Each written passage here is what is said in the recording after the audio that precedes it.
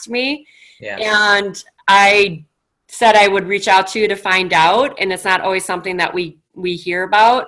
So I was very happy to hear how it went down. She'll be very happy to hear that as well. 13 offers beat.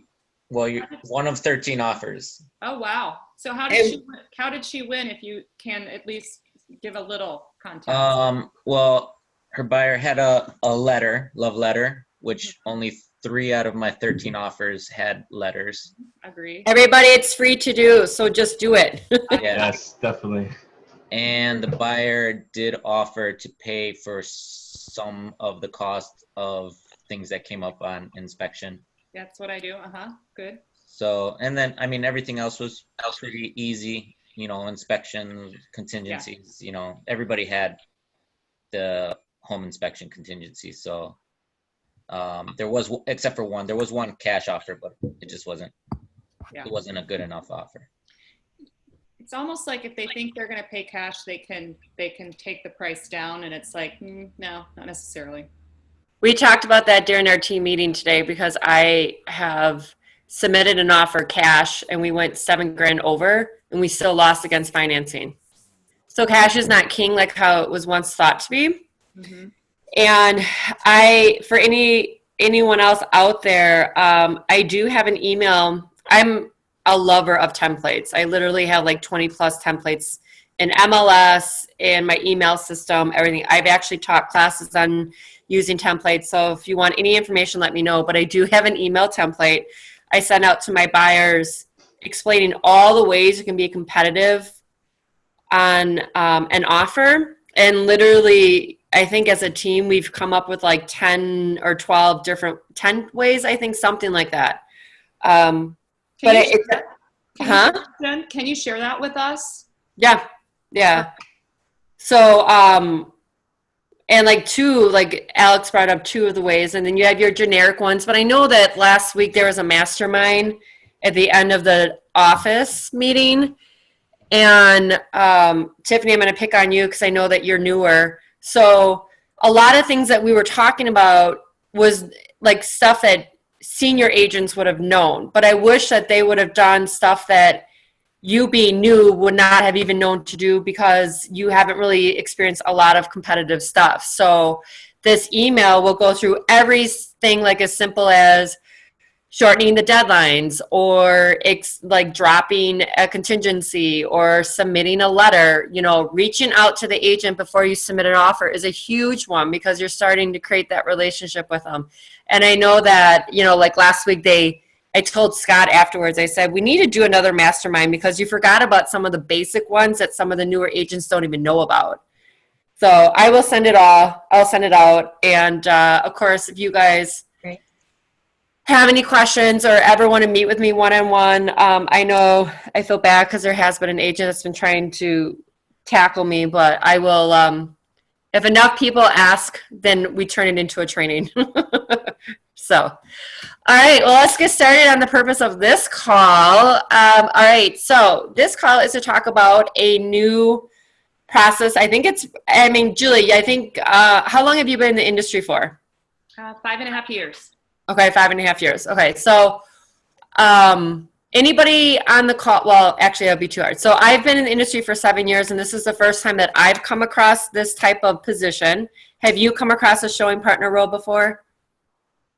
Okay, so this is a newer role that we have come across. We, of course, we know that Keller Williams is a huge fan of this type of role. That's where this idea came from. And, of course, as you guys all know, Scott is like the Red Book is his flippin' Bible, and he knows every page, everything on every page. It's annoying. Sorry, guys. Be on a team with him and then have him in your family. It's annoying. We are like praying to the Bible at Thanksgiving versus like the food. So Scott is just so about that, which is a benefit for our team because then we do everything right. So, but the showing partner role, the reason why we initially stumbled upon it is because we do have a transaction coordinator, but she is very, very much involved on the listing side of things. I do have the right to tap into her. For those on the phone, who don't know, it's Renee Ryan. we got her from Shore West. She comes with like almost 30 years of experience, and she's trained myself and Scott and Jeremy and Jeff Nevin and Joe Shingsheim, like a bunch of people from Shore West. And so she's a transaction coordinator. But to try to have her work on listings for 2 listing specialists and then working with the buyer agents, and there's 3 of us, is very hard for her to juggle. So we came up with a different plan, and that was to introduce a showing partner, which is Kyle. And so what Kyle does and how it helps us out is, I guarantee almost every single person on this phone call hates this market when you're working with buyers.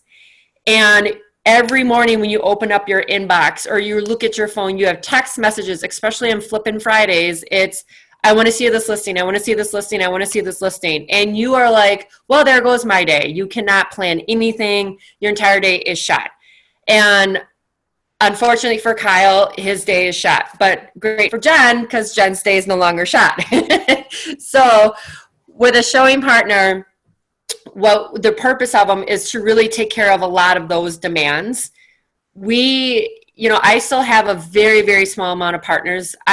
So I'm working with 30 buyers right now, and I literally probably have maybe 2 or 3 that I will show myself, because either they just want me to do them, or they're high-end buyers and we don't go out that often, or they're friends. They're just different circumstances.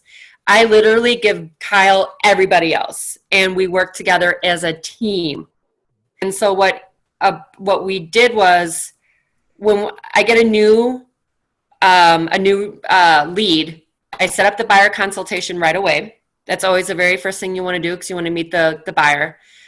I put Kyle, I invite him to the buyer consult. Now, there's times where he can make it. There's times where he can't. There's times where he may only do 5 minutes, but just to introduce himself, and then he's off running. So I include him on the buyer consultation, and I explain the process to the buyer of how we work together as a team. So what we do essentially is, I will be the lead person, and I will deal with all the requests coming in. I will look for red flags. I will see if there's any deal breakers, any resale values, any issues they need to know. And I will do this on a group text between myself, the buyers, and Kyle. I will do this on a group email, whatever the case is. So we're all together. We all talk. We all remain a team. If there are no red flags or any of that sort, then Kyle will take it from there and schedule the showing and go off and running with the buyers. Now, when I do get requests from agents, a lot of us really love those agent referrals. I will explain to the agent ahead of time, this is how our team works. Are you okay with another agent showing the homes, and I'm the one who's in charge of all the paperwork and the negotiating?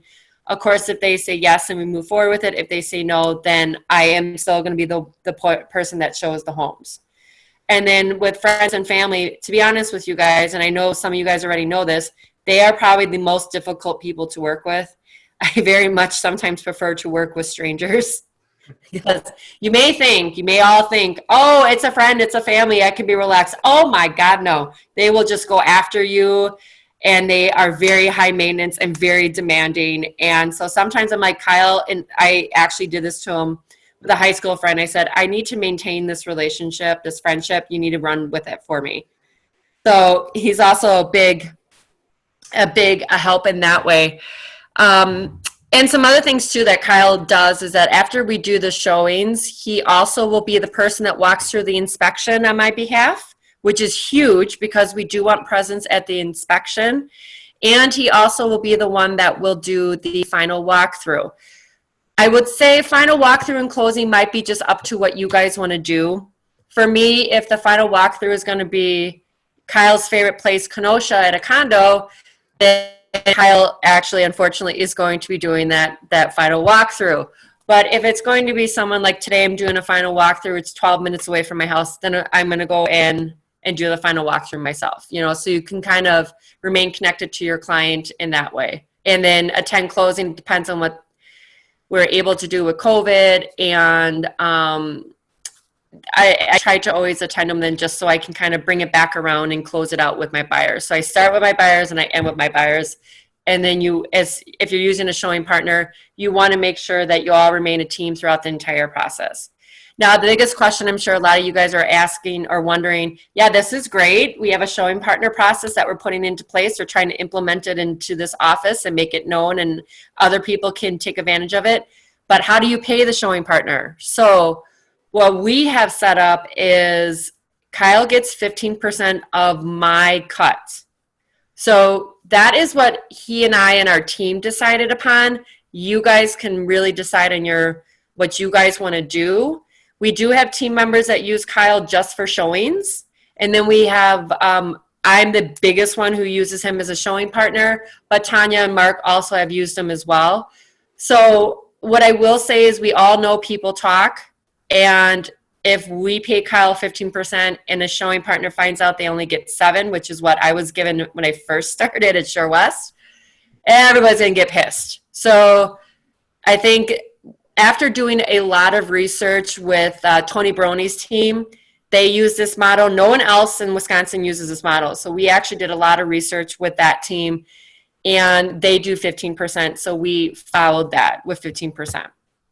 And then another thing, too, that we do, a lot of you guys are probably thinking, wow, that's a big chunk to lose. Like, I want to make sure if I use a showing partner that I'm still making money or I'm still making more than I did the previous year. So what we're going to start doing as a team, we're putting a lead distribution process together. And what we're going to do is anyone who uses a showing partner, and again, Tony Brony does this, anyone who uses a showing partner, they get 2 leads back to back to everyone else just getting 1. So we want to make sure that it makes sense for you to use a showing partner. You're opening up your time to do lead genning, but you're not going broke using a showing partner. And this is our way. This is another added bonus that we can say to the client, hey, we want to make sure we do everything we can to get you into that door today and to show a home. I actually just got off the phone with a client. I'm taking over this buyer from another person. And I explained Kyle's role to them, and they were ecstatic because they felt the other agent didn't have time for them. So this just kind of shows you, or we show the buyer that we work as a team and that we're trying to do whatever we can to get you into the home, because it's an insanely crazy market, and we have to see things right away. Yeah, definitely. And that's kind of the reason why I created the showing needs sheet. So basically that's kind of like my backups. So some days it's like really insane. I got like, I think the most I ever done was 14 showings in one day. So if I out-of-state buyers, yep. Which that's the final walkthrough I'm doing today. Yeah, he is. Yep. So any crazy days like that come up, I could just always go on that showing needs sheet, and then there'll never be a showing missed. So Kyle, how does it work if you have, 14 is like, wow, that's commendable. But if you're then using that sheet, then are you paying them like just a per fee for like a $24 showing, a $25 showing fee to cover for you, Kyle? Yeah, so if I'm a showing partner for a specific client, I have to pay for that coverage, that $25 coverage, or however much it is. Okay. But a lot of times if it's not my client, I just connect the agent who needs the showing done with an agent from the showing needs sheet. Okay. So. Thank you. Yeah, and that's one of the things too. So when you do have a showing partner assigned, and again, these are all things that we put together as a team, so you guys can take it and tweak it to whatever works best for you guys. But when I tell Kyle, hey, Kyle, I'm going to assign you this client as your showing partner, we do have a spreadsheet that we keep track of who he's working with. And then when I get the accepted offer, like Alex for you, because those clients Kyle's working with, I put accepted offer, here's the date that it closes, and then when it actually closes, I turn it green for money. So Kyle at any point can look at that sheet to see where he's standing with all the clients. But he is taking 100% ownership of that role. So if he cannot accommodate a showing, if he is sick, if he is out of town, or whatever the case might be, honestly, I don't want to know about it. I don't care, because you're taking ownership of that role and you need to figure it out and you need to have your backup. So that's what prompted him to put together this awesome spreadsheet of all these other agents that will be willing to jump in. I mean, my gosh, a year ago, trying to find help for a showing was just a pain in the ass. We put it on the website, and we'd sit there and cross our fingers and hope someone would respond.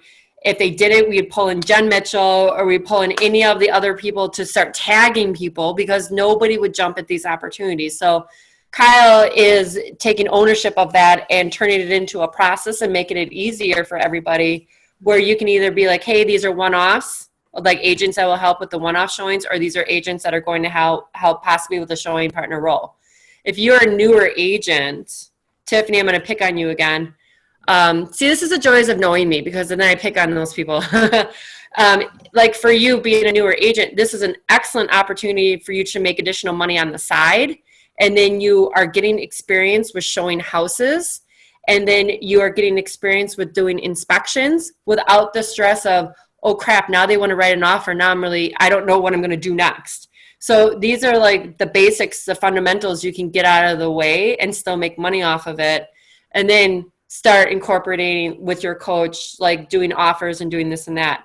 Now for me, I copy Kyle on every single type of communication I have with my buyers, because it's my way of also coaching him. I coach Kyle on a weekly basis, but this is also my way of coaching him and training him and getting him comfortable and in the know about certain things. Like when I'm looking for red flags on a house that a buyer wants to see, I copy him on my response so he knows exactly what I'm looking for to see where all the defects might be, the resale value issues and that kind of stuff.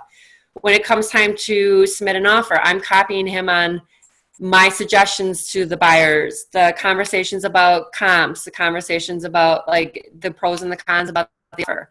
So when it's time for him to want to maybe move in that direction, he had over a year of experience of dealing with it, but from like a observation point versus being in the middle of it. So a showing partner will give you that opportunity, but not the stress of having to write an offer fall on your shoulders and you're still so new at it, it makes you nervous. Yeah, it's a great way to connect with agents as well, or networking even, especially with like the top agents. That's kind of how I started out. I was just networking with like the top agents in the office and asking or texting them almost like every day, to see if they had any showings or any open houses or anything like that. So it's really good to build those relationships, because later on in the road, you can definitely utilize them as a resource. So Kyle, question for you. When you put that spreadsheet together for people to tap into for showings, have you asked any of those agents if they'd be open to showing partner roles? Because you're affiliated with our team. So you're a lifetime, what's our name again? Lifetime Realty Group. You're a member of our official team. But now some of the other members on your spreadsheets are solo agents. Would any of them, if Julia wanted to have a showing partner, could she tap into any of those people on that spreadsheet and say, hey, I have this really high maintenance buyer. Unfortunately, I don't have the bandwidth to work with them. Would you be interested in helping me out with all the showings? Yeah, so actually I just added in another column. It basically asks them if they're interested in being a showing partner for a team. They just put yes or no. So I know a few teams or a few agents are looking for a showing partner. So that's why I added it to the list. So yeah, that's a easy way to work that out. And then Jen, just for consistency, back to your earlier comment, then if I were to select someone, because I'm kind of like in this place right now where I'm being pulled in a lot of different directions, I would then give them 15% of my cut so that it's consistent and I'm not, so everybody's, got it. So that's everyone's on the same page. And it really comes down to like how you guys want to communicate that to the showing partner. For us, we hired Kyle as a showing partner. So is that your husband that's behind you making an appearance? I just saw someone walking behind you. Usually my dogs make an appearance, but there he is. There he is. My dogs are like sleeping. That's so funny. But so for us, we just were like, Kyle, hey, we asked like Okay, so this is just going to be an asshole thing for me to say, but this is the reality of it. Kyle, at the end of the day, more or less got hired for me. So Kyle will always be working on my deals. And then if Tanya or Mark needs them, they have to ask Kyle, hey, do you have the bandwidth to do it? Sure. But we hired Kyle for that reason. So we don't have any contracts in place with him regarding every deal. Now we have a contract when you work on our team, you do sign a team contract. Mhm. But for Kyle, I just say, hey, Kyle, this is another deal I'm going to have you work on. So for you guys, if you were to take someone off of the spreadsheet and ask them to be a showing partner, it's up to you if you want to have it in writing or not, or do any type of contract or form or anything like that. But we don't have one in place, but you do need to have that conversation initially about, hey, it's going to be 15%, or 15% is, again, it's like what we're creating as a standard, and it's probably would just be better for everyone if it remains the standard. Oh, I agree. Yeah. 'Cause it's, we don't need competition within our own competition, right? So Right. Right. Yeah. Agree. So Kyle, how are you training? Are you doing any training with the showing partners or any of these agents that you have tapped into for showings? Yeah, so at the bottom of that spreadsheet, I put in my phone number, my contact information, just asking or telling people they could shadow me whenever they want, just text me, call me, whatever. So they can shadow the showings, they could do inspections, basically anything they need. I could help them through that. I also have a best practices for showings sheet. It's also in the one spot for resources underneath like the showing agents folder. So that's in there as well. So newer agents can get a really good feel of what a showing entails and how to do a showing, not just by opening the door, but actually like checking for red flags or like having something to talk to or like questions to keep the conversation going. So it's not just like a boring old showing. You open the door and they just walk through the house and it's just like whatever. You want to actually make it beneficial because that's basically all I do is showing. So I just doing it to the best of my ability. So I created all this best practices showing sheets, like I said, and allow people to shadow me whenever. And if someone who wants to hire a showing partner as like a specific role, I could train them directly as well, or at least this training would be a perfect training for them if they wanted to hire a showing partner. But we could basically just go through it again with that team, if that makes sense. Yep. It makes sense. So, and we have, Kyle, when did you start on a team? I started 2 months ago, 2.5 months ago, I believe in Okay. end of March.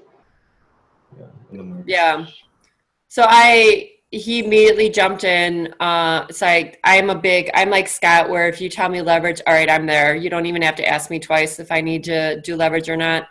And so he jumped in right away. And I do tell my clients, I'm very honest with them. I say Kyle is newer to our team. He is, being a showing partner. We call him a showing partner versus showing assistant because we want them to know that we are working as a team.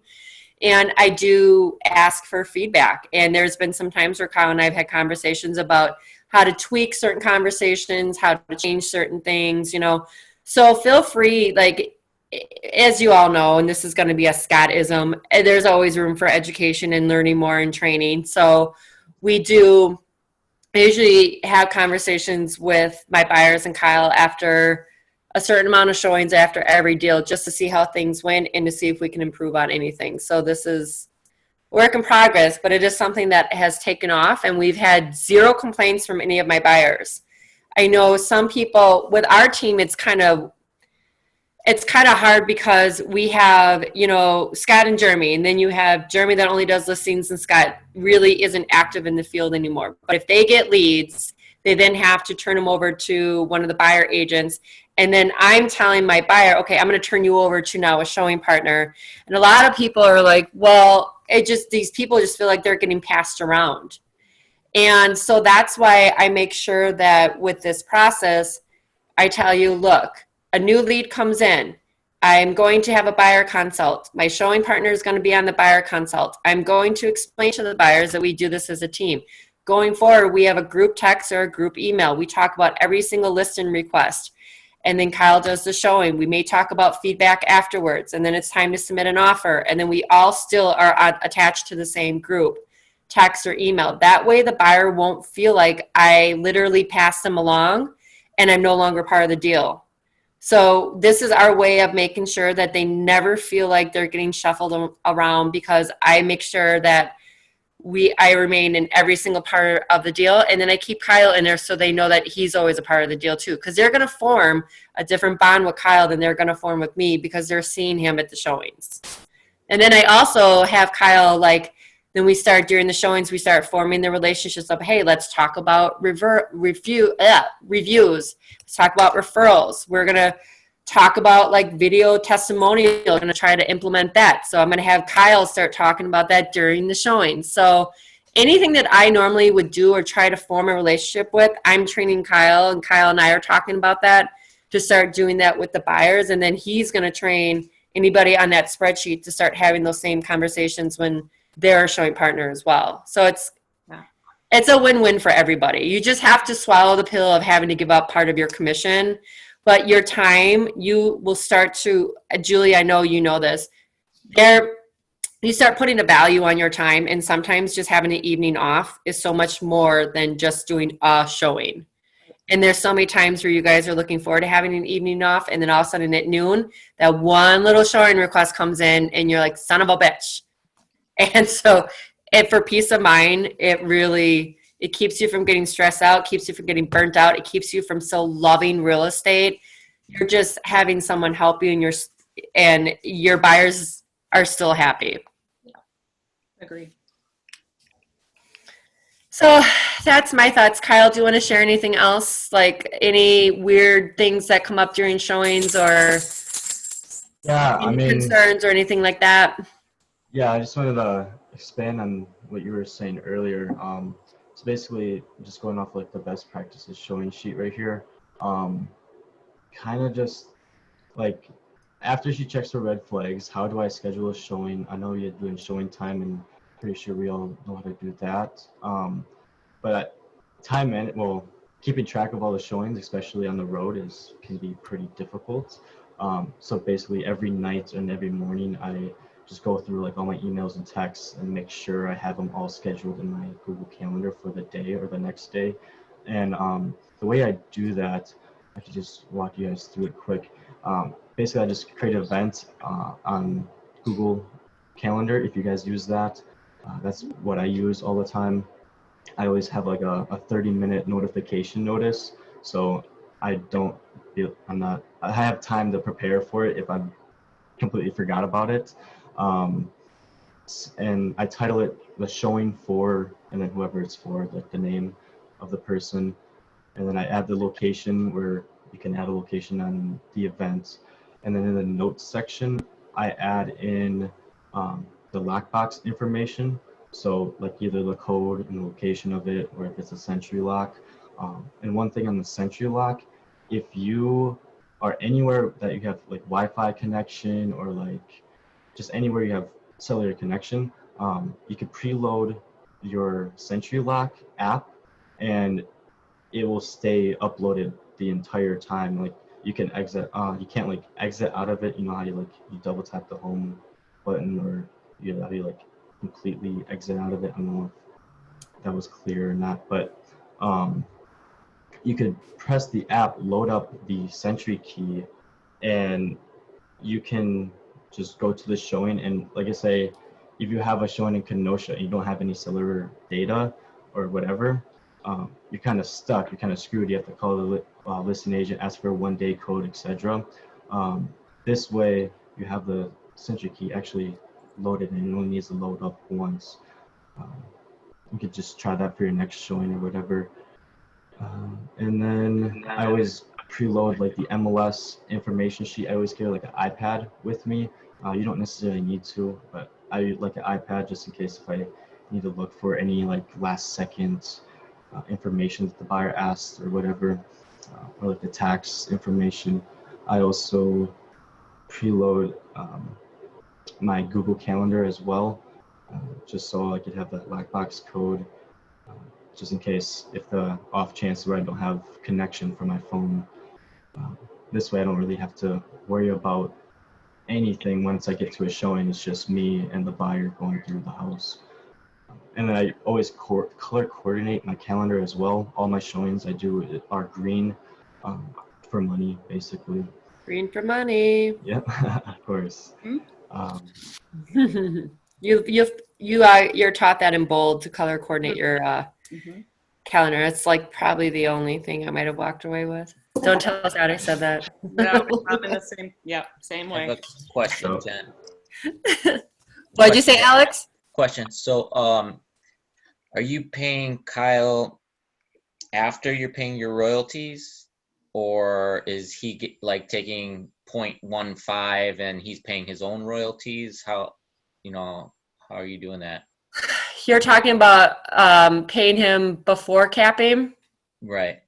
Yeah, so I've actually only been working with him as a capper, but my thing is going to reset in October. So I would think it would be after I pay out.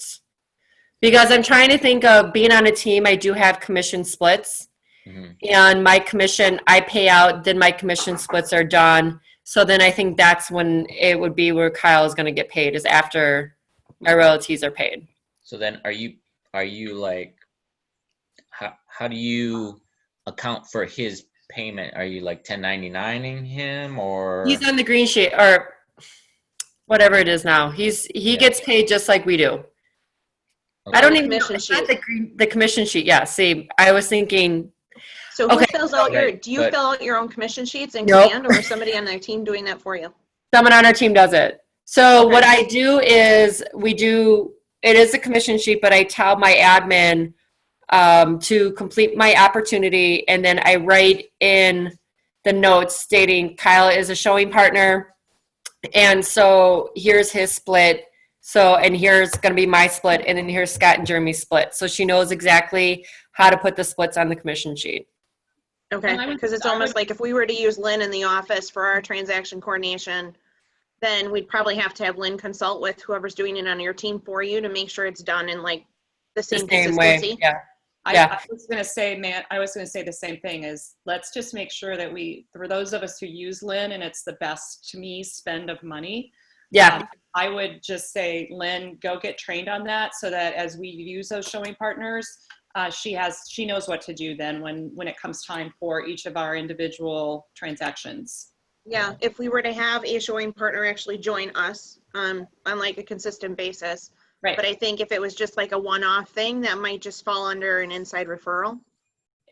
Good point. I don't know. That's a good question. But but you know what? What would happen at the end of the year is with that showing partner, probably like just much with Kyle, he'll receive that printout, like we get a printout from Michelle that says, here's basically what's been reported to the IRS as far as what you've made. Right. So what we used to do when Renee first started with us, I would have to pay a certain dollar amount just to use her. And in the very beginning, it would be a matter of me handwriting a check and giving it to my team, because my team would have Renee on salary. She was a salary employee. We then eventually moved her over to green sheets, which now she's on the commission sheet. So originally that's how we took care of it, was just she was a salary employee. And now it's, Kyle shows up on my disbursement statements. So anytime I use him, there'll be a line item that will say Kyle and how much money he got for his role on my deal. And then of course I put it in my spreadsheet for taxes and I write it off. So yeah. And if, Lynn, she can easily talk to Katie Pacheco, because the admin that we have for the buying side is a virtual admin, but Katie does help the virtual one out, and she does help us when the virtual one isn't working. And so Katie does know how to put them into the commission sheet and how we have it all, laid out. it could be just something that if you guys honestly want to do it on the side and write a checkout, I'm sure that is a possibility, but we do have everything that's running through the system. Okay. Great. So I have a quick question on communication. Mm-hmm. So Kyle, let's say you're doing the showing and the buyer has a whole bunch of questions and you're really not sure what the answers are. And it's one of those situations where you have to go back and somebody needs to communicate with the listing agent in order to get the answers for the buyer to make an informed decision. So who's doing that communication? Is Kyle handling that communication with the listing agent, or does he have to funnel that back to you, Jen? Yeah, so during those situations, I always say, well, Jen, after the fact, if you're still interested in the house, Jen will always call the listing agent and get those answers answered for you, or questions answered for you. So yeah, that I always pass it off to Jennifer after, and then she always calls the listing agent and then handles all those questions. But And it sounds like, though, that Jen, you and Kyle are still like connected at the hip, whether you're communicating with the listing agent or not. He's at least aware of what those conversations are. So Yeah. it's really fluid. But it's but it does go back to you, right? Based on it'll come back to me. So I've had a lot of times where buyers are like, we're interested, but we have these questions. So Kyle usually will give me heads up, they're coming my way. And then the buyer will almost at the same time tell me, we're interested, but these are questions I might have. And so I will go back to the listing agent and I will explain, my showing partner, Kyle, took my buyers through your listing today, and they're either A, interested in writing an offer and I'll ask questions, or B, they have some concerns or they have some questions and I'll label them out or write them out. Now, there has been times where I have asked Kyle to go through showing time, to go through feedback for me, or to send messages through showing time for me because the agent is not responding. But I always try to be the one who's going to have that communication with the agent, because there's been times where the agent's like, I don't even know who you are. Like, I don't have you on record of you walking through my house. And then I'll say, again, like I've already told you, but again, my showing partner did. So it's important that I'm the one who has those that communication, because if my buyers do decide to write on it, I need to have already that relationship formed with that listing agent, because I'm going to be submitting them an offer and chances are I could be working on a deal with them. So that's why I jump back in. And it's just something that we do. You know, it's like, again, you guys can do whatever you want, but it's just something that we do because you don't ever want that client to be like, well, I don't even know what she does. And so this is a way of showing, this is what I specialize in, and this is my value. This is what Kyle specializes in, and this is his value. And so that's why I still take over that role. Now, I'm also a control freak, so I just always need to keep like my finger on everything and make sure everything's going correctly. So I think that's also a reason why I make sure that I handle those. Kyle and I have gone through, like, we've had numerous conversations. We get along very well. So if he's doing something I don't like, I'm definitely not afraid to tell him. And he takes feedback, constructive feedback, extremely well. So for us, it's a great partnership that works because we get along well. If you have a showing partner that you just don't like, I don't advise you to use them again. You know, and Kyle also, I have talked to him about it, and he has free reign to be very honest during the showings. I'm sure you guys are not surprised to know that my buyers know how blunt and honest I am, and they like that. So I'm expecting Kyle to carry that on with my buyers. And so I coached him on, we need to be very honest when we walk through the houses. You need to say, look, I'm not a inspector. However, I've been to some inspections and this might be flagged as an issue, you know, or this is going to be a problem or stuff like that. So I don't want him to just open the door and that's it. I do want him to talk with my buyers because we're giving them this experience. But these are all expectations that Kyle and I went through in the very beginning. So he knew what he was allowed to say and not to say, and what his expectations were. And so we don't have any misunderstandings. The worst thing, you know, you don't ever want a buyer saying, well, I really like this house, but I think it's way overpriced. And then Kyle saying, yeah, I totally agree with you. and then you pull comparables and you're like, holy crap, it was priced perfectly. Well, how am I going to explain that now? Because Kyle said, oh yeah, I agree with you. So anytime there's a pricing question on any type of like question regarding money, he will automatically will tell them, talk to Jen. I don't talk about that. Because those are conversations we had in the very beginning. And that's how he's going to train anybody else that's on that sheet that wants to help out with the showing partner role. Kyle needs to have those conversations with them so they know, hey, going into it, Julia's going to use me. I already know this is how I'm going to do my showings. But then Julia, I also encourage you to have those conversations because your style is going to be different than mine. So when you do show, whether Jen, it's you or Kyle, or in the past, Jen, when you've showed, and I probably have trained my buyers, unfortunately, I come with comps already. So I kind of, if time permitting, which in some cases it's been a little easier to do that. Do you do that? Or are you just, hey, let's get you in. Obviously, I know you want to get in early because of the market. And then you talk price comp / so you're not in that situation where you're making a comment, not that he is, but we've all been in a situation where I know I have been, where I've been like, oh, I don't know this, I need to check the price on this because they think it's high. And then when I go back and check it, I'm like, to your point, oh my God, it's priced really well. Yeah. So, well, for your listing, first off, there's no way we even know how to pull comparables. Even Jeremy's like, you might want to talk to Tom Martin because it's such a unique. I'll talk to you one-off on that one. I'll be happy to talk to you. So, yeah. But Kyle and I have actually talked about that. So I can't stand pulling comparables. I'll be honest with you guys. When I started off as a listing agent and a buyer, like I was a solo agent for 2 years. Mm-hmm. And I always struggled with finding the right price for listings. That's why I gravitated more towards the buyer agent role.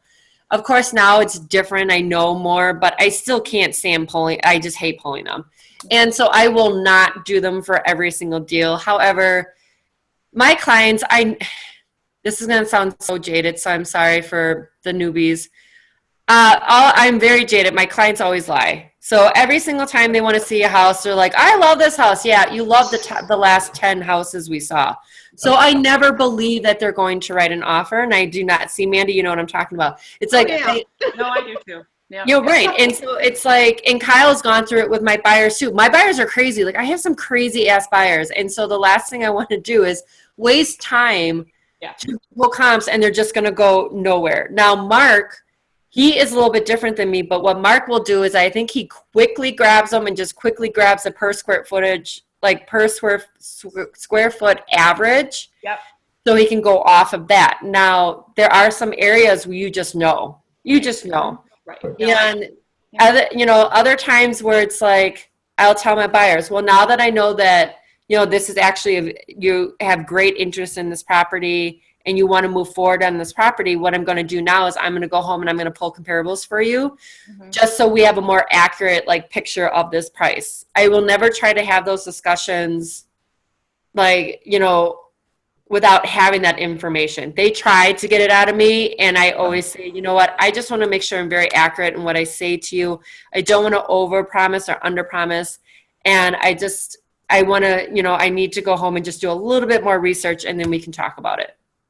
Yeah, another tool you could use, RPR. They have an app, and like I said, it pulls up 0.5 miles all the houses at listings, and it gives you a median price range and all that good stuff. So I usually show it. I don't usually, but when they ask, I tend to show it to them. But then I always say, Jen, get an actual I'll true it up for them. More. Exactly. Yep. Exactly. Yeah, and RPR is a good app. I've used that before. When people wanting to know about school districts and things like that, you just have to go off the cuff. So I'll usually generate a report just to get some of that information. They love it, then I'll send it out to them, whatever. Right. But I never have any pushback on not having information like that, because I think the buyers just appreciate that you're trying to give them the most accurate portrait of that price versus just trying to say it off the top of your head. Which I'm not saying that's what you're doing, But it just looks like when you send them, because I also like to send them the comps so they can also look at what I'm looking at. And then that one email, when I send it out to you guys, that will show all the competitive situations, you'll see that at the very top of it, I'll run different pricing scenarios. And so they like to see those scenarios, and then I'll include the comps that brought me to that result. Okay, cool. Thank you. Mm-hmm. And it's also a good tool. So like if anybody is interested in that specific neighborhood, you could pull that up and then you could show them other houses, the possibilities at least. So. Well, this is exciting. You know, I jumped on, I thought, well, I'll just, you know, after seeing stars next to a lot of people's names today, I'm like, okay, I got to get back to training. But that being said, I would have never, I personally am not going to build a team. I've made that decision, but this is a whole different avenue for me. And it's so exciting because for me, I was on a team before, so I know what. Oh, we know what team you were on. Yes. My tax guy kept saying to me, "Why are you on this team?" And I'm like, "Oh, because it's great." Yeah, whatever. You get lost in like one of 50 million. Yeah, true. But so when I see the value, I totally get the value, and I think 15% is, I wouldn't say it's hefty, but I have a commitment now at 15% of my salary to somebody else to make sure they're successful as well, because that's going to be a reflection on me too. Yeah. As having someone as a partner. And so I'm really excited because I think it opens up, for those of us who don't want to build a team, it opens up an avenue for a huge amount of support and leverage. So this is awesome. Well, and if you think about it too, your worst months are going to be spring and beginning of summer. Right. If anything, use a showing partner during that time, and then fall and winter and early spring, you're just doing your own thing. So, you know, it's a great alternative for when you are a solo agent, because I don't know, I'll be honest with you guys, I don't know how you do it. You know, you're doing both listings and buyers, and I'm just doing buyers. And my number one complaint has always been the same day request. They are so flippin' hard to accommodate sometimes. I just got one. That's my point exactly. And it's like, buyers, you honestly think I'm sitting there staring at my phone waiting for a showing request? Like, that's no. And it's very hard to plan things. You don't want to be that flaky friend, you know, and you just want to have a life and not get burnt out on real estate. So having a showing partner will help you just have a life and de-stress you a little bit. Plus, I always hated attending inspections. I did inspections for the first 5 years just so I knew what I was going through and the industry and know what to look for in a house, and just for knowledge purposes. Now, if my buyers are going to use one of my 3 recommendations, I always was like, well, I don't need to attend because I so trust my inspector. But then shit would always pop up, or you would get the listing agent that would be like, I need you to attend, you know. And so Kyle helps. Just having Kyle attend the inspection too is huge for me. And any of you guys that follow me on Facebook, pre-2020, I travel almost every month.